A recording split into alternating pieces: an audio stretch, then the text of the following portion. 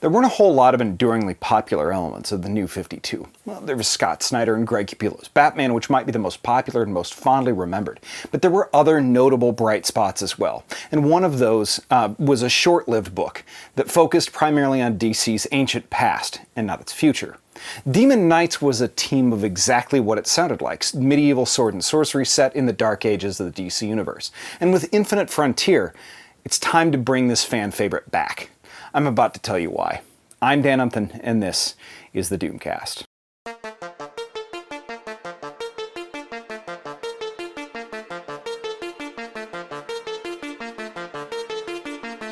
Hey everybody, thanks for watching. I am pretty awesome, and I put out about one video a week, so if you want to hit subscribe and the bell, I promise you won't be disappointed. Thanks. British writer Paul Cornell is probably best known for his novel, but also popularly is the writer of the most badass two-part Doctor Who episode possibly ever, The 10th Doctor's Human Nature and Family of Blood, which is based on one of Cornell's own novels. The one where the Doctor hides all of his Time Lord powers inside of a pocket watch, that one. It's a classic. Anyway, Cornell was no stranger to comics either, and in 2011 pitched and wrote Demon Knights with artist Diogenes Neves. The book was set in the Middle Ages in Europe and followed Etrigan as well as his human host Jason Blood, Madame Xanadu, and a slightly younger, little less evil Vandal Savage, a horsewoman, a mystic who never left her horse's back, and Sorcery, the Shining Knight. Also Exoristos, an exiled Amazon, as well as Al-Jabbar, a tactician and scholar from the Middle East. And it read, just like what you're thinking, a pretty kick-ass DC Comics-based RPG campaign. And while it didn't last for terribly long, it was a fan favorite and one of the most creative new things to come out of that era of DC. What made the book so unique were both the specific setting and the original takes on DC characters that already existed, along with wholly newly created ones, as well as incredible costume design, frankly.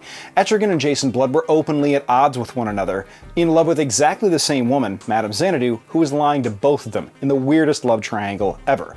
Vandal Savage, who is normally a malevolent super tyrant in the future, in this he's a drunken, unkillable lout. And Sir Yistin is more in the vein of Grant Morrison's Seven Soldiers version than the classic Sir Justin.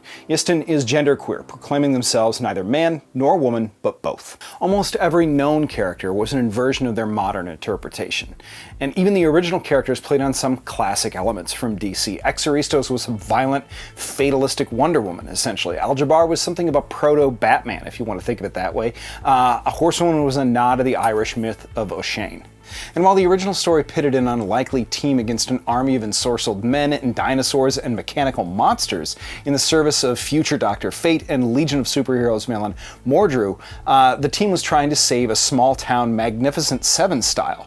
Then a quest for Avalon and the resurrection of Merlin and Arthur. Well, it all really surprisingly nicely ties in with Ram V's current run on Justice League Dark, a book that started originally way back in 2011's New 52 as well. But beyond the art and the inversion of character expectations, the potential of this book, after Rob Venditti and Bernard Chang and the late great Robson Rocha took the title over, throwing the team 30 years into the future, dealing with a vampiric threat from Kane, the first vampire. 10 years on, this is the book from the New 52 that really stuck with me. Now, Justice League Dark is currently part of the Justice League series, a feature, an excellent one following Justice League, with the addition of Elena Roche to the 13th Night and the Legacy of Merlin and Ram V's current arc. The possibilities were and are endless for something like Demon Knights to have its own title.